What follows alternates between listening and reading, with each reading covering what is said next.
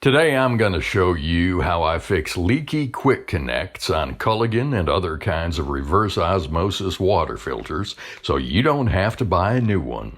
We'll replace these lock fittings and cure your leaking plastic tubing for just a couple of bucks.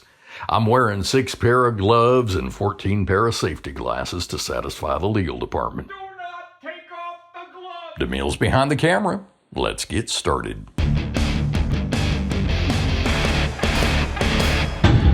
It's rare to have a major leak in a quick connect fitting, but as fittings get older, O-rings deteriorate and leaks can develop. If these connectors leak, how to repair them is very simple, friends. But you first need to understand how they work. There's 2 basic kinds of quick connects. There's a John Guest style, which has 1 O-ring in it, and a Murlock fitting, which has 2 O-rings. Most under-sink water filters are going to have the John Guest fittings like this Culligan reverse osmosis filter.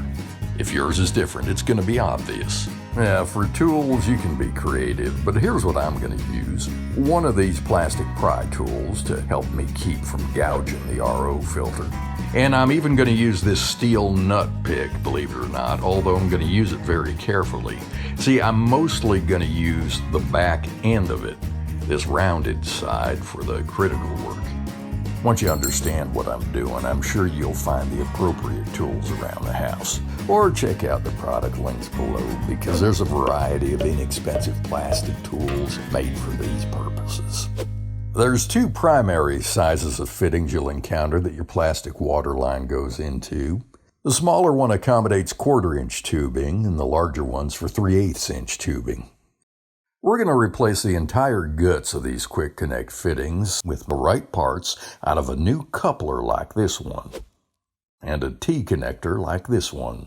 And I'll harvest 3 quick connects out of this. I couldn't find individual replacement parts, so I just bought these at Home Depot for a little over $4. Time for MervServ tip number 17. Don't be a wasteful first world hipster. Before throwing away that old carbon cartridge, think about harvesting the spare parts, because there's John Guest style collates and O-rings inside each one of them. So first we'll pry out the old quick connect. And I'm going to be careful not to damage the water filter housing, but I really don't care about the old parts I'm taking out because I'm going to throw them away. This is the 1/4-inch quick connect fitting. And the 4 parts to a quick connect are right here. This collar part is called the collet, and down inside it are sharp steel teeth. They bite into the pipe and they hold it in place. Then there's the O-ring, which we'll take out in a minute, and a locking clip, which we'll talk about later. Notice how the collet expands here when I slide the tubing through it? So when it's seated inside the filter, that expansion causes a snug fit, and the flexible pipe is locked in place by the teeth. So now the tricky part. If you look down in there, you'll see the O-ring, and it's tucked inside the channel in its own little groove. Here, look at this one. It sits just beyond the collet. Because, see, after your pipe or tubing goes through the collet, it needs to go through that O-ring, which, by the way, is why a little non-toxic lube on the tubing helps it slide into place. And you might notice that I propped up the filter with some of Helen's 65-pound curling weights that I swiped from her bedside table. It helps to hold it in place when you're working on it. So very carefully, I loosen the O-ring with my pick, being careful to only touch the O-ring and not damage the insides of the channel it's in. Most of the time I can just use the rounded backside of the pick to nudge it out of the channel and pull her up and out of the housing. That's it. You may notice your existing quick connects are color-coded, but as long as you know which port is which, you can just replace these with any color like what I'm doing. You see, like on this Culligan water filter, you really don't need the color codes because you have handy hieroglyphics near each hole. Here's the incoming water. This one goes out to your drain, this one to your tank, and this one to your faucet. To harvest the new parts out of the new fittings, the process is the same as what we did for the old ones, but in this case you should be very careful not to damage them. Now the new parts just go back in place of the old ones.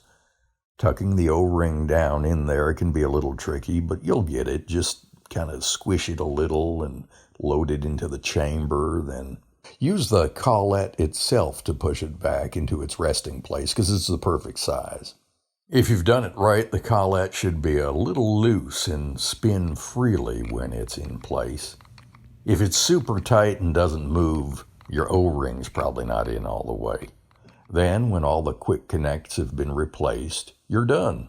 Just firmly push your tubing back into place like you always have, making sure you hear that click. Now let's restore the water pressure and see if there's any leaks. Voila! It's a tight connection, no leaks, drier than Helen's flaky skin without lotion. DeMille, you getting this? Yeah. This spacing clip adds a level of security to make sure there's always a tight tug on the pipe. Personally, I've never used these, and they weren't in place when I took off the old quick connect, so I probably won't use them here today. Hope this helps, friends. This is Merv saying keep it simple, and I'll see you next time. Merv's Service Secrets is made fresh every day and served to you weeks later. Be sure to like, subscribe, and turn on your notification bell.